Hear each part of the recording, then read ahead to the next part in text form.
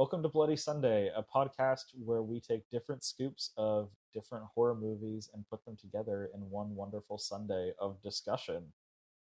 I'm Charlie, and I am a cultural scholar who specializes in horror film.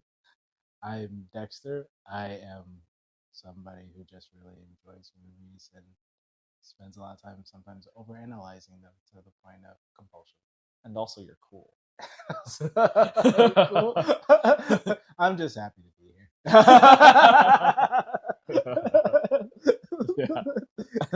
Great. Today we're going to be talking about two movies in particular. The theme of today's show is going to be unicorns, and apparently how people just like killing unicorns. So yeah, killing unicorns. They are definitely not metaphors for human corruption. No, not even a little bit. Certainly not. No, that would be ridiculous. That would be a little too on the nose. So I guess the first movie we're going to talk about is Death of a Unicorn, featuring Jenna Ortega, Paul Rudd, Will Portier. Is that how you say his name? I think it's Poulter. One of us is really wrong. I'm going to be honest, it's probably me. Will Poulter. And I feel like there's another like standout star. The guy from Barry. What the fuck's his name? I always call him Victor.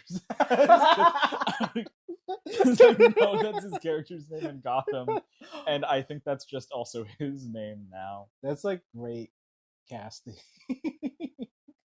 Yeah. So Victor's ass. Anthony Carrigan. Okay, Anthony Carrigan. It was directed by Alex Sharfman. Yeah. Alex Sharfman. You said it was his debut film? Yeah, it's a directorial debut. Okay. He produced some other films and he's done like photography, but this was his directorial debut and also his writing debut. So he did a lot for this one. Gotcha. So I want to just jump kind of right into it. I have some things that I liked, some things I was kind of like about, and then there's like maybe two or three things that I really kind of hated. Yeah. So, do you want to go first, or did you? I can go first. Do we want to do a little synopsis? Oh, do we want to? Yeah. You're right. Do we want to do like a full plot synopsis, or do we want to read the letterbox blurb? Oh, do the letterbox blurb. Okay. Sounds great. We're developing our formula live. I love it. Okay. So I think that it's also important to read the tagline of every film. So, the tagline for this one, they're gonna make a killing. How do you feel? Like Gladiator, like yes or no? It made me chuckle, so I'm gonna give it a yes. It's fine. I'm not writing home about it, and I'm gonna forget it 15 minutes from now. You're probably right, but I gotta laugh out of it, so I'm gonna give it the okay. Yeah. But I also just like I have a really weak bone for like dad puns and dad jokes. Like if it's even remotely dry as the desert, I'm like yes. That's fair. Yeah. I don't really have anything to say about this one. I think they were like, we need a tagline. All right. The synopsis, as per Letterboxd: a father and daughter accidentally hit and kill a unicorn while en route to a weekend retreat, where his billionaire boss seeks to exploit the creature's miraculous curative properties. That's a good synopsis. That's it. That's actually the whole film. Like I think you don't need to go see it. I mean, like, you're right. Yeah. And to a very extent. So are we spoilers? We're just gonna do spoilers, right? Yeah, spoilers. Okay. Yeah. Spoilers. There's no. These reviews will never come out in time for they're never gonna come out in time where you can't see the movie before listening to this ever. So I think that the real thing about the Bloody Sunday that we've concocted are the scoops are the different movies we discuss, and the sprinkles are spoilers and iffy opinions. And Letterboxd. And Letterboxd. No, Letterboxd is the cherry on top. The whipped cream is our different expertise. All right. Okay. But our thoughts on the movie. Okay. I have some quick thoughts. Okay. And these were not planned in Fair advance. enough. But looking at the letterbox thing, Mhm. I have a big peeve for trailers Alright. that they spoil the film. Yes. And I'm also intelligent.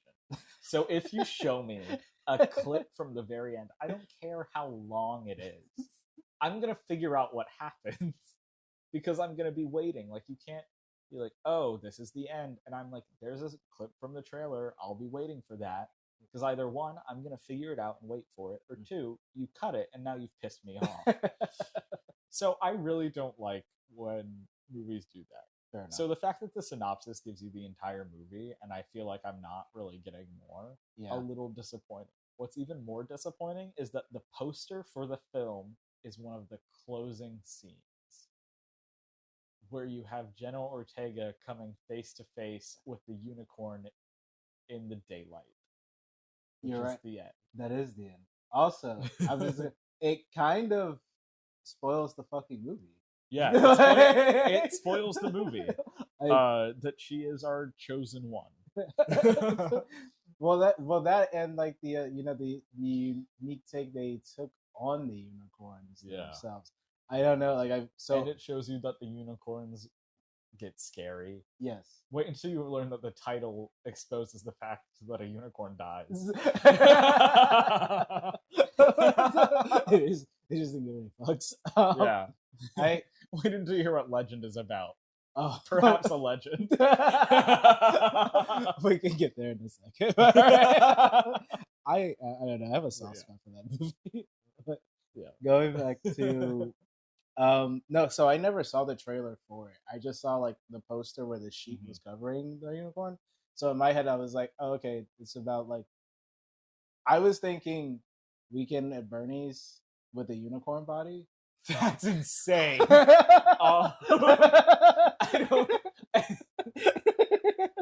Oh my god! Like they puppet the unicorn. I really like that. I think that's quite beautiful and inspired. Because I saw Paul Rudd and I was like, oh, it's like that's probably what it's gonna be about. I was not prepared for what we got instead. Yeah, I like the poster with the unicorn under like the shroud. Yes, like I think that's a good poster. Right? It's very artsy. Yes. That made me really happy. Yeah. That does not. No, it's bad. I think that you shouldn't have people on your posters. That's fair. I think. Like hard stop. I think that you should not have a face on your poster. That's fair. I think it depends, right? So if it's a movie that's unless it's Ferris Bueller. Wait, why Ferris Bueller? Because that was my first thought of a person who has the face on the poster. But his name is also the title. So like you're going to Ferris Bueller to see Ferris Bueller. I think that should be the exception. Yeah. If the movie is named after the character. Like then John he can Wick. Be there. Yeah, he could be there. Like, John Wick can be there. Yeah, he needs to be there. Otherwise you'd be like, what the fuck am I watching? Yeah. Fair enough.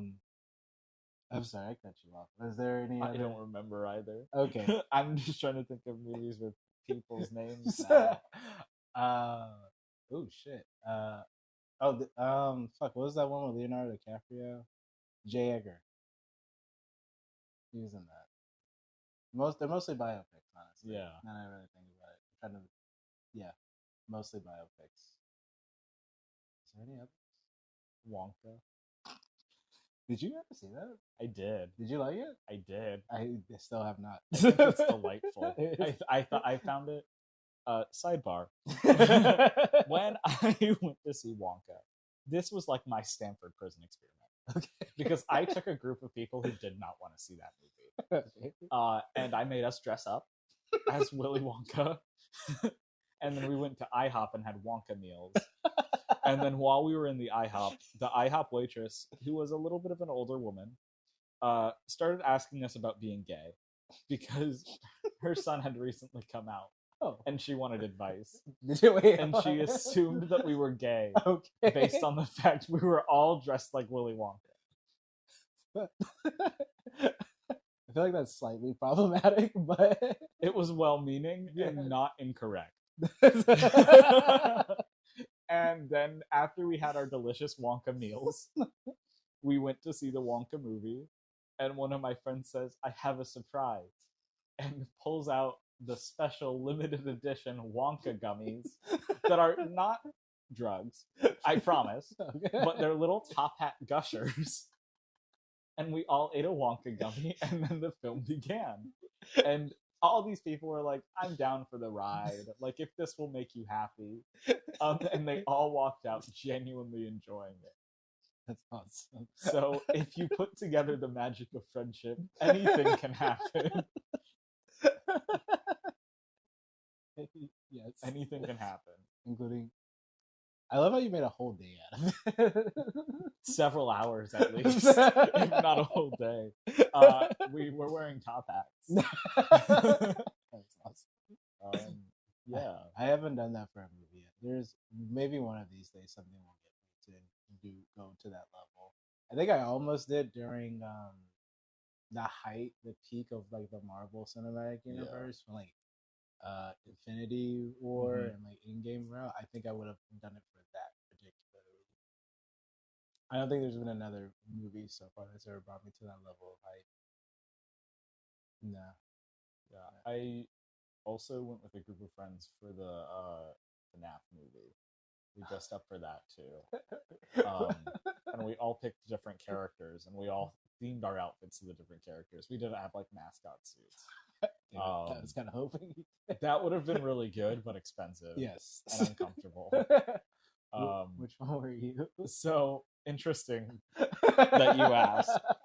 So I actually wasn't one. Oh. I was Game Theory. And I wore a Game Theory crop top and Game Theory socks. And then I just have like jeans on, nothing else that interesting, and a little bear headband to really tie it all together. So I was Game Theory. I respect that. That's a deep cut. I like. Yeah. A lot of people at the theater were really pleased. We saw it opening night. Yeah. And a lot of people were like, "Oh my god, Game Theory." When Matt Pat came on the screen, I screamed. I truly. I honestly, the first viewing of that movie, I had no clue what he said because the entire theater erupted. Everyone was so happy that he was there, and that's not a theory. That's a fact. Did they ever get Markiplier in that film, or is it? He's gonna be in the next one.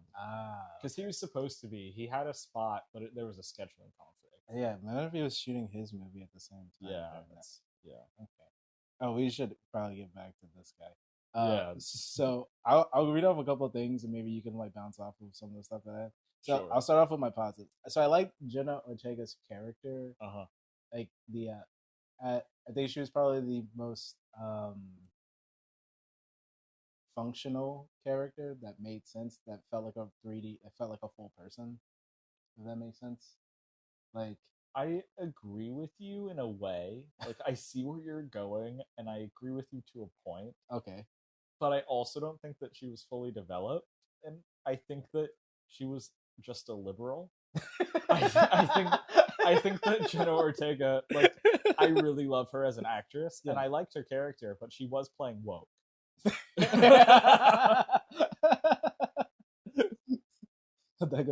That's when it comes to my mix portion. I'm trying to focus on I'm trying to focus on like the things that like I guess would probably like the standout things for me. Yeah. Second thing would probably be the design of the unicorns. Not so much the actual like when they're in I guess unicorn form, but when they're in demonic unicorn form.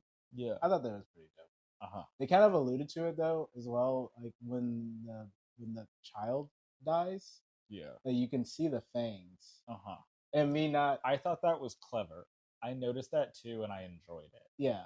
Yeah. Because I guess like after thinking about the movie, I was like, oh, it was like now that I seen it, I was like, that's like a full like, I guess like foreshadowing of what to come. Yeah, so that was one of my big positives too. Yeah. I really enjoyed the unicorn design.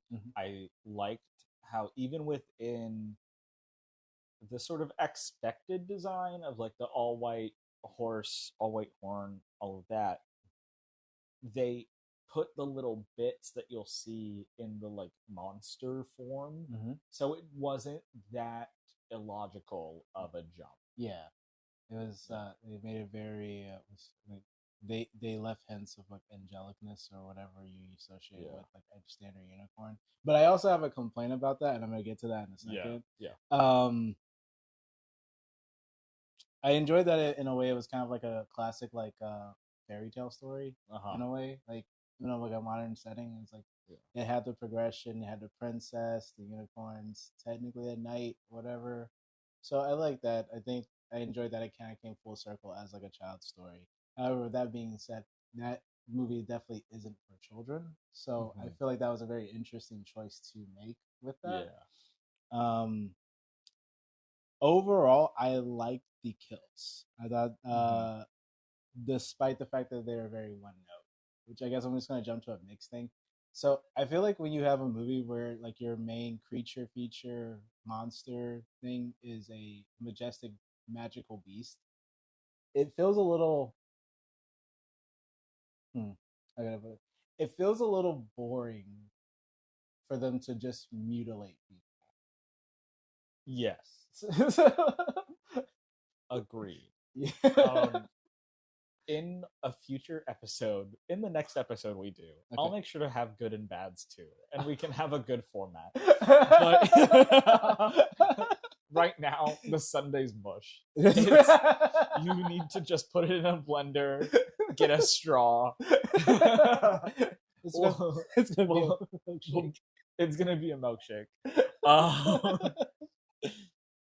But I'll just hop in for now.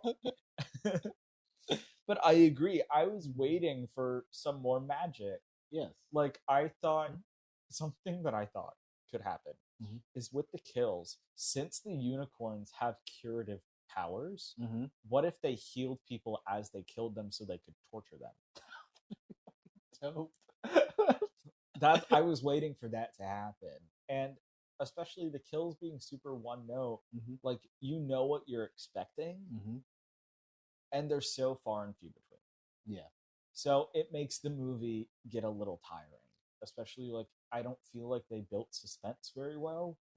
So I'm like, if you're just gonna do the slasher thing, I don't think it was a great slasher movie. No. And slasher's supposed to be like good part comedy, good part horror, and it didn't really balance those things for me. The comedy didn't fully hit, the horror didn't fully hit. Yeah, so you don't really get like a full. You don't get one or the other. Like I think like a one that did do it successfully for me recently was Hard Eyes. I think Hard Eyes hit like a perfect note for me, where it had like a good amount of like comedy that I didn't laugh at, and like the perfect amount of like kills that were like just gory enough to be like ooh, but still engaging, and they were creative with it. So I think the movie definitely suffers from like that one note like stopping. Although I will say the "Give Me That Horn" one worked on me. That didn't make me chuckle. That is true. You're really into that. I was like, that's so stupid, and then I heard you laugh, and I felt bad. It's okay. I'm kind of dumb. I don't care. Yeah, I told you this, but this movie wanted to be Jurassic Park so bad. It was beating me over the head with we want to be just like Jurassic Park. It had several shots where it was just straight up recreating Jurassic Park, and I get it. Great movie. Big fan. But if that's the creature horror you're going for, and it's so similar plot-wise too, of this like creature that we idolize in childhood that we're so fascinated with because we don't have around either because they're fictional or extinct, that we're bringing back this sort of sense of magic. Where does this get away from us because we're so caught up in our human greed? Very similar.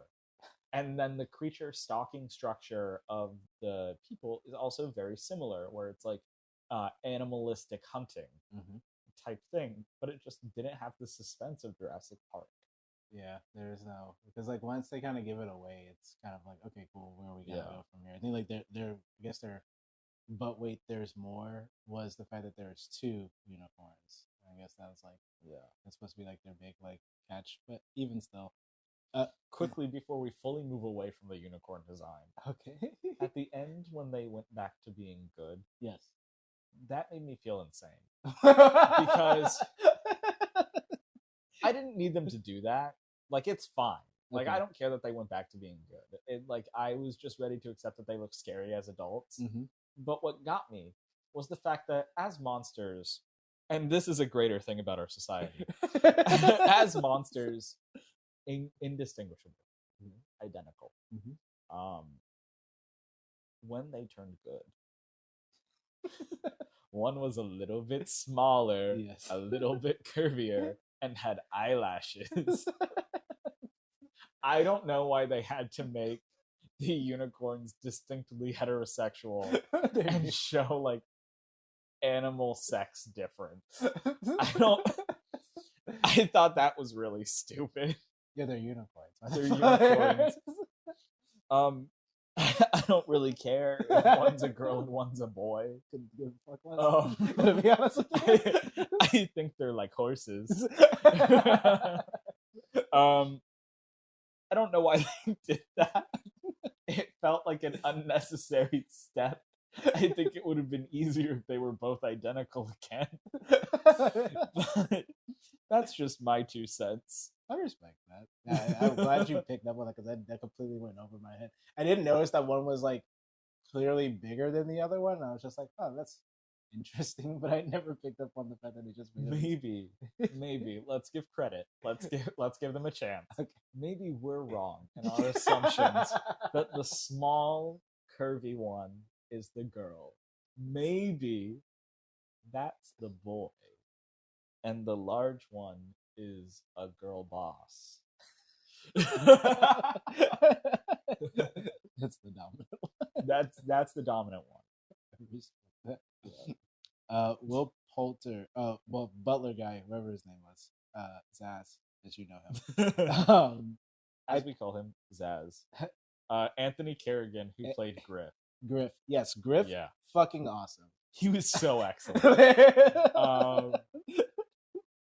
I enjoyed that he also had more brain cells than most of the cast or most of the characters in the film. Will Poulter, as always, plays the best dumb asshole you could possibly imagine. Yeah.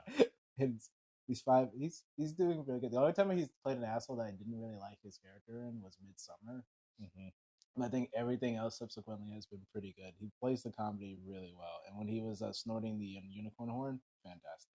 Yeah. I don't think they even use special effects to do like the galaxies in his eyes. I think he can just do that. I truly think the world of that guy. He was really great in this. Both him and Kerrigan, like they were the standouts for me. 100%. I think that they gave great performances. Mm-hmm. I also appreciated how everything that their characters did kind of had a follow through. Like it was really bothering me because I thought like when Griff goes away and he's just gone, I'm like, this is going to be a big plot hole and it's going to piss me off. And then he shows up with the police, which is the most logical, sensible thing to do.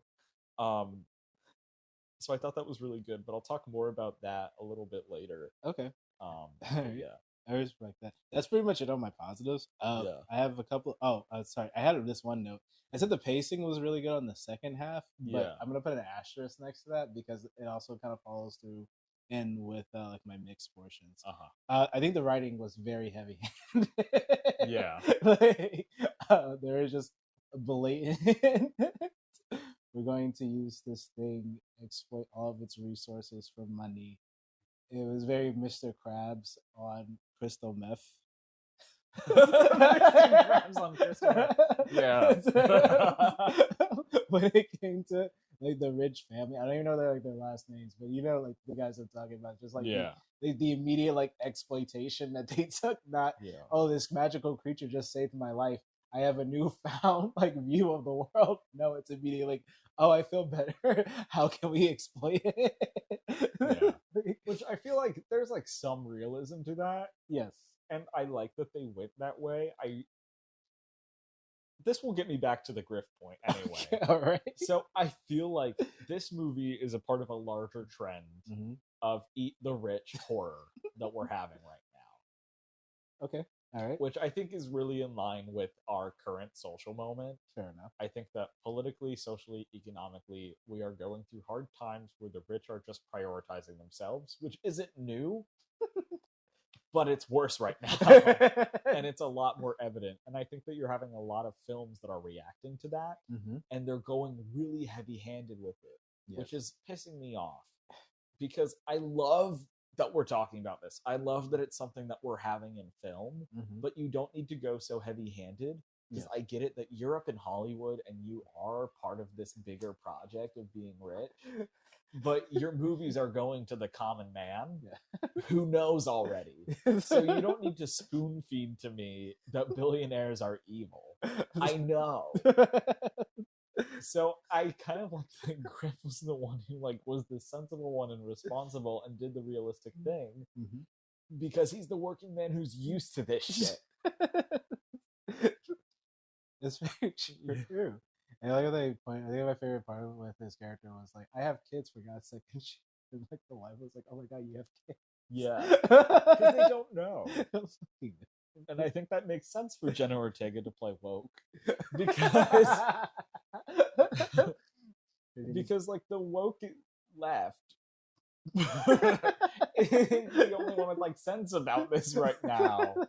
And they even played on that with like them talking her down and being like, "Sweetie, we were like you once." No, you weren't. And like her pointing out these issues and being the one that's pure of heart. Like it makes sense, but I knew going in, like I know that the people who are thinking like this are the ones who are right. I mean, they're left, but they're correct. Yes. You're very right. You said this was the guy's first writing project as well, right? To the best of my knowledge, yes. Yeah, okay, so I think as he gets better with his craft, maybe he'll introduce a little bit more subtlety to it. Yeah. Considering the over-the-top nature of the film, I think it worked very well in this particular thing. But there were just definitely a couple of moments where I was just like, "This doesn't feel like a realistic conversation." Yeah. And it feels like I enjoy camp. I enjoy going like way over, but this just, it was too much. Even within like the premise, it just was frustrating to me at times because I got it. I didn't feel like we were joking together, like me and the film. I felt like it was telling me, and I didn't need to be told. I just elbow you in the fucking side. Get it? Yeah. Get it? The rich are evil. Like, I know. I'm aware. Moving on to my next point is I was not a huge fan of the unicorn mutilation. I think at first it kind of got like the shock horror, like the shock laugh out of me, especially with the first initial thing that happened with Paul Rudd beating and actually killing the unicorn. Yeah, that part. Yeah. And then every subsequential thing that happened to the unicorn after that, I was just kind of like, this is it's getting worse. Like it's not like the joke worked. Now I'm just kind of, I don't know, I start getting uncomfortable. But I like animals too, so I guess that's maybe where like my because I'm just like, why do you just keep them like just stop? Like it's like, you could like in my head at this right. If you somehow kept the unicorn alive, like it was just like in a constant stasis or something, I think the movie still would have worked. If you take out the extra mutilation, I think the movie still works on its own. Yeah, I can see that. Yeah, that's just me. It didn't really bother me. Yeah. I think that it like fed into like death of a unicorn over and over again. I thought it was interesting, and it's like the fact that the unicorn does like resurrect itself. I think that's a really important plot point. Yes. So I get why it was done for plot reasons, but like I didn't think it was funny though. I didn't even think it was supposed to be a joke. It didn't make me uncomfortable, but I'm just like, this is something that has to happen for the plot. Yeah. Okay, I can see that. So it's like necessary evil, if you will. Yeah. I can respect that. I was completely neutral on it. Okay, fair enough. Let's see. What is this? Some of the kills. Yeah. Like we already went into it. Some of the kills are just very one note.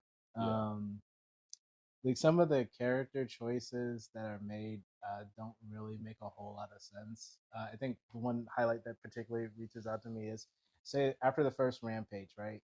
And that poor scientist is fucking like mourning the death of like a colleague and a friend. to somehow be gaslit into going back to work. Yeah. I didn't believe that. It was so funny that Will Poulter's character convinced her, like, that was in line for him, but her going with it. It's just like, what the fuck? Yeah. Like, I thought you were supposed to be like the smart person. Yeah. So, but again, I guess that comes down to like, I hate, because I do hate like when like film critics or reviewers are like over nitpicky about like characters' decisions.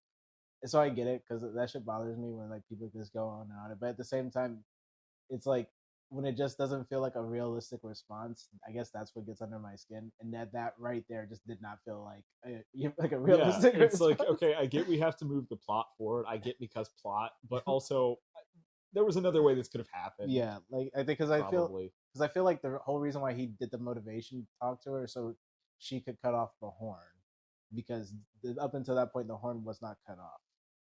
Right? Yeah, correct. So I feel like if they just would have cut the horn off before, that probably just would have resolved the problem. We could have been done with it. Mm-hmm. But that is what. Yeah. On the flip side of that, I think that the use of medicine in this movie was super interesting. That I almost think that it was a stronger narrative, not just on like the rich in general, but about like the medicine industry and like the medical complex that we have. Fair enough. And addressing that infrastructure and how exploited it is, and how it's only for the privileged. Because when they realized that the horn had like curative properties, or the unicorn in general had curative properties, they were calling up like their friends in the 1%, who had ailments. The devil's list is nice. Yeah. So I thought that was an interesting critique too, and the way that the scientists were coming in. So like her going to continue would have been interesting, and like how science can be exploitative, even if it is well-meaning. So that's a flip side there. I think the same for the doctor who was convinced, because he's like, I don't want to do this. I don't think that this should be done. You can't replicate whatever is in the blood. Yeah. But then he was told by Odell that you'll be credited with this. And then at that point he was like... And he was down. Yeah. The idea of being like not getting credit and being replaced was enough for him to continue. And I get it. There's like job security, different things like that. There are different, very valid factors. But I think that also on the medicine and science side of it is interesting. I like that. I didn't even think about that. Now I'm thinking about Ozempic and shit now. Yeah. Now we have to go back and erase everything we said about subtlety and his film lacking subtlety. No, I don't think we do. I feel like both statements are valid. I'm really mixed on how quick everything kind of wrapped up, in the sense of, so you're now you have magic. Was that, and I think also for me, I think particularly it's like the character conflict, particularly between Paul Rudd's character and Jenna Ortega's character. Like they're supposed to be like a father and daughter, right, relationship. Cool, I get that. But Paul Rudd's character is being an absolute asshole the entire movie. Yeah. And then at like the very end, he has like a half-ass like confession thing, and then he's like, "Please forgive me." And then she's just like, "Okay, Dad, I love you." And that's kind of like the end of it. Like, it didn't make sense for either of them. Paul Rudd was like, his character was truly bothering me. Because I feel like it could have been fixed. Because I think that it's fine for him to be like a bit of an asshole at the beginning, and to be like a well-meaning asshole, because he's trying to do what's best for his daughter and all of this stuff. But it just, you could almost see the hesitation in him as he was going along. I think if they just amped that up, and to the point where like maybe they had the conversation sooner and he switched over maybe halfway instead, I don't think it really would have changed that much. No, but I think I would have felt a lot better about how it happened, versus, because I think what really did, because I was in the same boat as you, was like he was really like, his character was really annoying the fuck out of me. And then I think a point where I was like, I don't fucking like this character anymore, was like right before like the huge like blow up of everything. Jenna Ortega said, like, if we do this, something bad's really gonna happen. Dad, don't you remember like these like portraits that Mom went to go see? It's your dead wife. And he's like, I don't remember this. And she's like, if you don't fucking remember, it's like the last trip we did as a family. Like, what the fuck do you mean? And then being like, oh hey, Dad, like I'm serious. Like it's either me or them. And he just basically goes, I choose them. Like at that point, I'm like, go fuck yourself. Like, yeah, that was rough.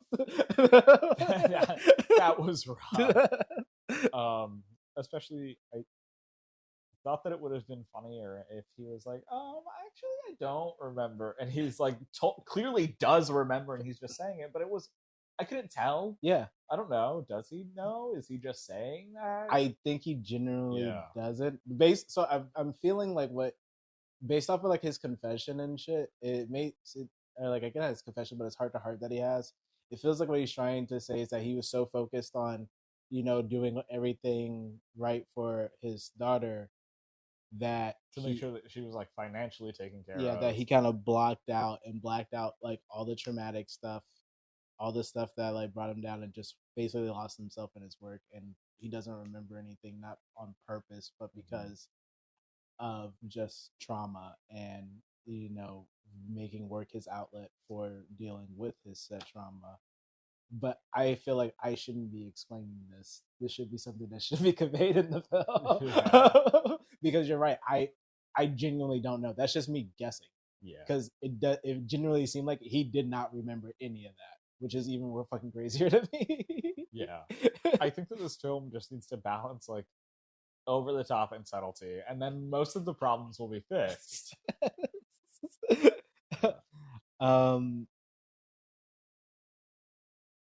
I think that's pretty much it, honestly, for me when it comes to this film. Overall, I think as we left the theater, I think I gave like what 3.5. I'm gonna stick with that. I think a 3.5 is because I did enjoy some of the kills. I did enjoy some of the puns. I think Griff was a really good character. Will Poitier's character really saved, like those two guys saved the film for me a lot. And overall, it was I don't regret watching it. So to me, that's good enough for me to at least put it in a 3. The fact that I got a couple of laughs, saw some kind of cool stuff.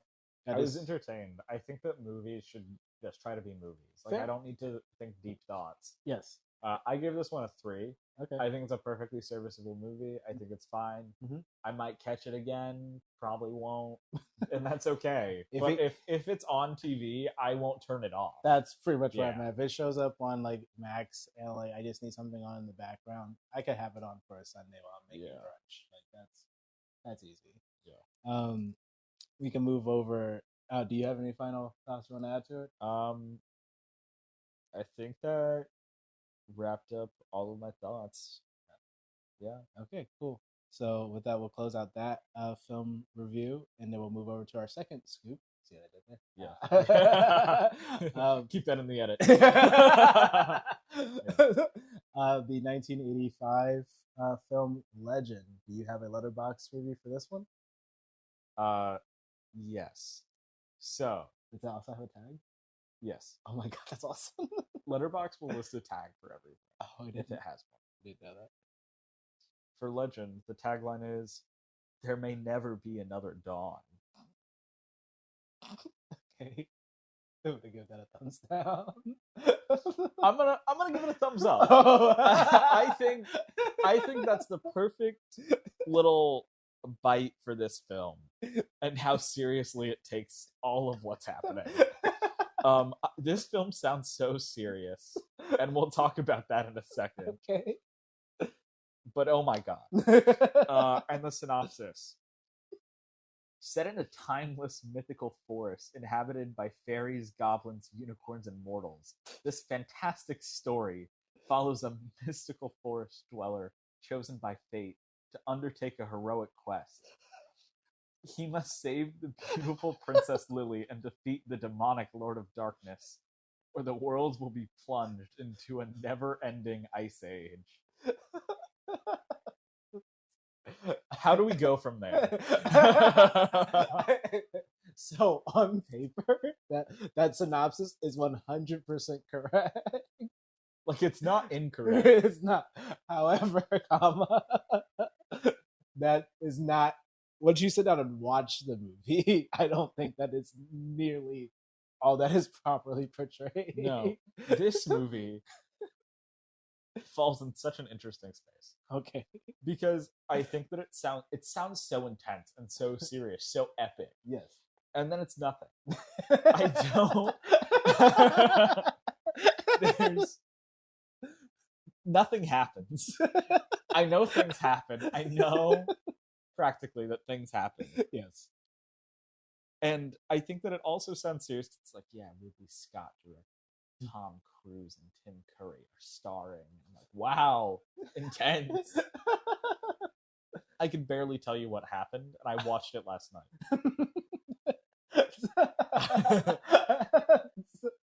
That's completely fair. It's Yeah. in like a weird, that like odd era of like 80s like fantasy films where Labyrinth and Neverending Story where And Dark Crystal. It's dark fantasy. It's Yeah. in that dark fantasy genre where it's like a family story, but it's not necessarily like child friendly, but it's something you can sit and watch with the whole family. Yes. Speaking of which, this movie has a PG rating. I'm gonna argue that that's kind of fucked up. The opening scene is literally a executioner butchering a body. Like, well, do you think it deserves an R rating? No, maybe PG-13. I'm just saying, if I showed that, like, so PG means like, wait, I can put this in front of like 6-year-olds, and they'll be perfectly fine. I don't feel like I could not. I think if I set a room with 25 6-year-olds and I played this movie, I guarantee you at least 5 of them would come out traumatized. Just saying. Okay. So what if I told you that the PG-13 rating didn't exist at this time? Yeah. So, history moment. In this era of film, this is post Code, so post Hays Code. Okay. Because I think that ended in '68. All right. So you have a new rating system come in. So that's the rating system we have today, minus the PG-13. That's not there. Everything else is sort of serviceable to now. Okay. So you have these films that start coming out, where they're these like sort of adventure fantasy films, and it's not specifically the ones we just named, but just in general. Yeah. And they're like, well, these don't deserve an R rating, but they're not necessarily G. What do we do for them? And that's why PG-13 was created. Okay. This one, I can see why. I mean, I think the PG-13 rating did come out in '85, around that time. So this one is just skirting in, and I can see why, even if they had access to that rating when they were like rating the film, which they probably didn't, I can see how this would have still skirted by for PG. Because the contents, it's not that graphic. No, it's really not. But like again, like the opening scene, there's like a body moving and the guy's just fucking chopping the fuck out of it. You don't see any blood or anything crazy like that, but he's clearly butchering a human being. and there's okay with that. Do you have anything before I go into like my? That's our little history moment. The one that I think makes the most sense. This is not the first PG-13 rated film. I can never remember what it is because I think it's like a C tier slasher or something like that. Okay. But the one I always think to like keep in mind, PG-13, where was that line drawn, is Gremlins. Really? Yeah. Because that was one of the first PG-13 rated films. And it's too much for PG, but it's not enough for R. And that's that sweet spot. That's fair. I think today, if that movie came out, if Legend came out now, I think it'd be a PG-13 for sure. Yeah. Easily, 100%. But I still think that Gremlins is worse than this. I think... Wait, do you have a vendetta against Gremlins? No, I fucking love Gremlins. Oh, okay. I'm just saying, like, on the gore scale. Oh, yes. Like, if you're like, which one would traumatize you more if you watch this too young? I think it would be Gremlins. Oh, 100%. I think that's it for Christmas. Yeah. I'll give you that. Okay. So some of my notes kind of wrote these haphazardly, so forgive me. I did enjoy the cinematography. I thought that was done really well. Ridley Scott's the director for this film, so I think you can clearly see this is like a younger Ridley Scott, so you can clearly see like that eye and that innovation that kind of brought him out to the forefront. Tim Curry is a highlight in this film. I feel like sometimes that this is his Frankenfurter Plus movie, because there's a lot of like, especially in the facial mannerisms, that you can really get like you're getting like a full like Frank portrayal. So, plus he's not Satan, but I'll get into that in a little bit. But the design, the creature design, the costume design, I think overall was really well. This got mean spirited. I'm being a little petty, but I like Tom Cruise's unibrow, and I like also thought that. I'm a huge fan of his crooked teeth in that movie. Fantastic. That's a boy of the woods. It's respectable. I fucking loved it. I thought that was great. I thought the pacing overall wasn't too bad. There was just like maybe a little bit where it like kind of drags, but nothing like too outrageous. Like the movie's only like an hour and a half, hour and 45, and it feels like an hour and 45 movie. It doesn't. Kind of like you said, it doesn't. It's on the tin. Yeah. It doesn't go drag where I'm like, oh my god, it's only been an hour, but it also doesn't go fast enough where I'm like, oh my god, this is fantastic. Cartridge design.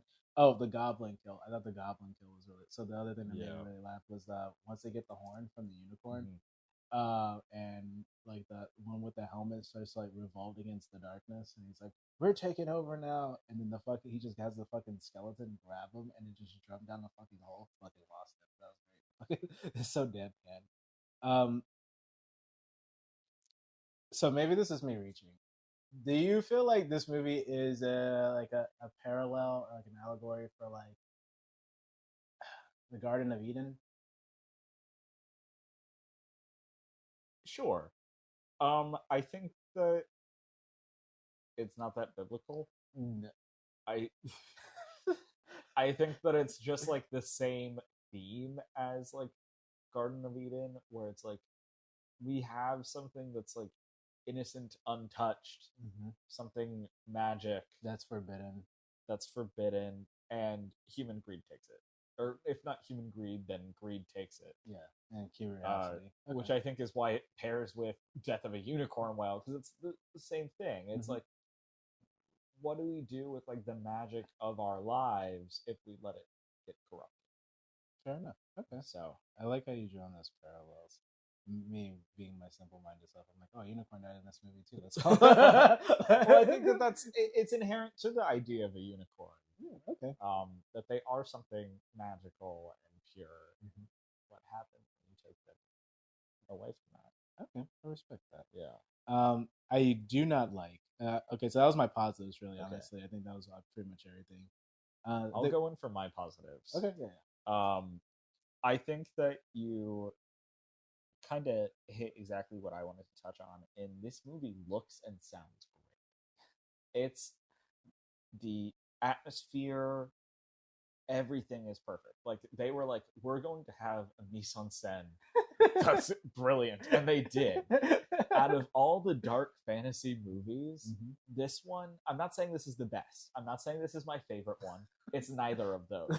But it captures the mise en scène of a dark fantasy better than any of the others. It has it in a bottle, and it shares it with you, and it's great. Like, you don't feel the hour 30 because you're just like, wow, this is really cool to look at. And those are my positive notes. Like, Tim Curry's obviously great. Yeah, 100%. But but I got you. Yeah. Some of the creature designs were solid. That fucking the swamp hag. Oh fuck yeah, the creature design, brilliant. Like they really went in on, and I'm talking about like the creatures. I'm not saying character design. Oh, don't worry, I have notes on that. Yeah. But the creature design was very good. It fits in, and it earns its spot as a dark fantasy. And I think that if I was trying to explain dark fantasy to someone, and I could just show them screen grabs from one film, this is the one I would pull from. I think that would be a good choice. Yeah, it hits all the nose on the hell. Even that's actually going to bring me into my next point. I don't like that the darkness is not Satan. I get it. But it's like, he's so above, like he's clearly supposed to be. Yeah. And then be like, oh, but he's not Satan. Like, that doesn't. Okay, fine. If you say so, whatever. Yeah, I don't get it. I think that you could have. You know why? I don't think you needed to do that. Nah, I know that bothered me just slightly, but also with that too, one thing I did not enjoy about his character was that he had an overwhelming sense of longing and wanting for companionship. I don't feel like a character of the name of the darkness should be wanting or longing for a relationship. That doesn't. That made sense to me if I'm being honest. Yeah. Because like think about like darkness as like an empty void. Mm-hmm. How do you fix darkness? Like what does darkness desire? Because it is empty. I think that whole, and this is where it comes into being like a very good family movie and that sort of like moral tale that you want from a fantasy and an epic or a legend, you could say, is the fact that there's like that larger moral. So it's like even darkness, after acquiring what he wants, is an empty void that realizes that he does love, and that we all need that balance between love and darkness. I guess it could also be said the other way around too, because even he says it's like, "What is light without darkness? And then all the beauty of my brother's eternal." Yeah. So, okay, I can see that. Some of the characters are crazy. I will say that. So, not talking about the darkness, but specifically Gump, the little elf guy. Yeah. That guy is fucking nuts. Shout out to him. I can't remember the actor's name. I want to say it's like Alex Bennett, if I'm not mistaken. I could be completely wrong on that. David Bennett. David Bennett. Okay, I knew it was close. But the hot and cold nature of that character, fucking hysterical. Like at the end when they're like trying to save the girl and the unicorn, and he's just like, kill her. Yeah. It's too late. It's like, yo, you didn't even give him a chance, bro. Yeah. I found that pretty good. And then the other character that was crazy as fuck was the Una, this little pixie chick. Yeah. Yeah, fucking. They're all fucking crazy.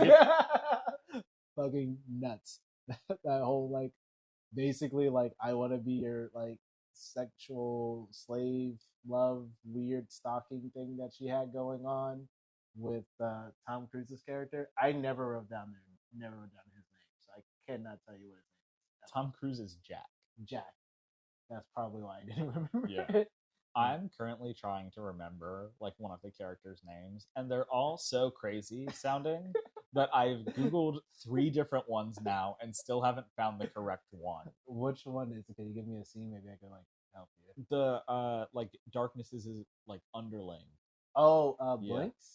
Is it Blix? Blix, yeah. The chick? Yeah, it's played by a woman. You're talking about the goblin with the long nose? Yeah. Yeah. It's like Blix or something. Correct. We finally got there. They all had ridiculous names. Like Brown, Brown or whatever, Brown Tom, something like that. Yeah, let's run through some of these now that I have them pulled up. Oh, sweet. Let's see. Honeythorn Gump, Blix, Screwball, Brown Tom, That's Pox, Blunder, Una, Meg Mucklebones. Who the fuck is Meg Mucklebones? I don't know. Okay. And that's all you need. That's it. That last one got me. Alan Brown Tom. I don't know why. Yeah. That one's good. It's like when you like think about like when you hear about like Marvel character names and then you find out about Black Tom Cassidy. You're like, what? Okay, we have to do that. What are we doing? But anyway, Blix also looked fucking crazy. I really liked the design. I was sitting and Mars was next to me. I don't think there's anyone who's going to listen to this who doesn't know Mars. But for context, in case you don't, Mars is my partner. And he's sitting next to me. And he was saying that Tim Curry's character design is hot. And I'm like, too big. Too big. Too scary. I'm not like I'm just like, if you're a human-sized person, this isn't even sexual. This isn't even meant to be sexual. If you're a human-sized person, like just imagine getting a hug. You'd be engulfed. Like you'd get crushed. And that's not what I'm for. I think that's quite frightening. I think that the horn design, too big. Not proportional to the face. I would be frightened. I feel like they got bigger throughout the film. I also feel like they did. But I was like, Blix, I'd prefer Blix. Blix, you're a Blix guy. Yeah. I respect that. I'm a Blix truther. I think I roll in the hay with the darkness at least once, just for the fuck of it. Okay, you're making it sexual. I want to note that I just said rolling in the hay. That's all I said. We could be just rolling around. We could be looking for a Okay, needle. if you're rolling around, you know why that would be scary? Because those horns are huge and you die. That would be it for you. He's just rolling me and that's it. What happened to Dexter? Oh, he was there one moment and now he's not. Like a simple ant. Gone. Gone and crushed. I know you gotta go, so we'll do this last little bit. Let's see. The action was very mid. Nothing. There was action in that movie? Yeah, that's exactly what I mean. Like the final confrontation was not really anything spectacular. Mm-hmm. I did find Mia Sarah's character, Lily, a little insufferable. Just the hair. She looked hot once. She did. That dress scene, that shit is iconic. There are a bunch of, that shit is, I fucking love that. I think if I watched this as a youth, that would have been really big for me. Oh, yeah. If I saw this sooner in my life, I'm like, wow, interesting feeling. Right, so the first time I saw it, I was like, I didn't get like the highest quality, so like I didn't even see the person in the dress, so it just looked like the dress was dancing, and I was like, how the fuck did they do that? And then of course we have HD TVs now, so it kind of fucking ruined it. Like I see the person in it, but I still like that they incorporated like the shimmer and like the blackness on the person's costume, so it still looked like a dress. The glitter budget for this movie was probably insane. Bro, there was that one scene where they're like he's like, oh, when Una first appears and she's like, you can't tell anybody, this is our secret, and there's just, I swear there's a guy just dumping a bucket of glitter in front of her the entire time. And that guy was Ridley Scott himself. There needs to be more, damn it. And then the dialogue, a little stuck, a little frozen. Not gonna hold that too much on the actors, but like that first like 30 minutes, dialogue was pretty bad. Besides Tim Curry did well, but specifically Jack and Lily acting, trash. Yeah, really rough. Rough watch, guys. Luckily, I don't really remember it. And then the last thing that I really did not enjoy was the ending music video thing that just went on way too fucking long. Not a huge fan of that. But one parallel that I can take between both films is both unicorns get restored after their horns get reattached. Yes. So I guess like in the that's greater unicorn lore. That's what in my head I'm like, I guess that's how unicorns work now. So I didn't know that. So I thought that was pretty cool. I think overall for me it's because that movie is, I give that a 3 out of 5. It's not the greatest movie in the world, but I think it has enough like I think it does well enough with the costume design, the cinematography, the creature design. Tim Curry gives I think he's only in the movie for like a whole 10-15 minutes, but he does a lot with that time. That there's enough for me to not hate if this movie ever comes up. Yeah. For me, my bads. I just want to point out that Ridley Scott already did Alien several years before. So I think when you keep that in mind, it kind of makes you feel a different way. Yeah. I truly, you could put a gun to my head right now and ask me everything that happened in that movie, and I could not name any of it. I could tell you that darkness tries to take over and that a unicorn gets shot because baited by a pure-hearted woman. Yes. And then Tom Cruise is there. And I could tell you the very end. And I couldn't tell you anything in between. I think there needed to be more puppets. I think that's a takeaway from me. I think that when you're putting it among the other dark fantasy movies, that they have a lot more puppets. There's absolutely a lack of puppets. I think this movie has a real lack of puppetry. That I think really could have skyrocketed. Oh, that was great. Oh shit. Yeah. That's my bads. And my overall rating. This is really gonna rattle you. This one's gonna shock you. I'm not even being sarcastic right now. I think this will be a surprise. Okay. Based on everything I've said. Also a 3.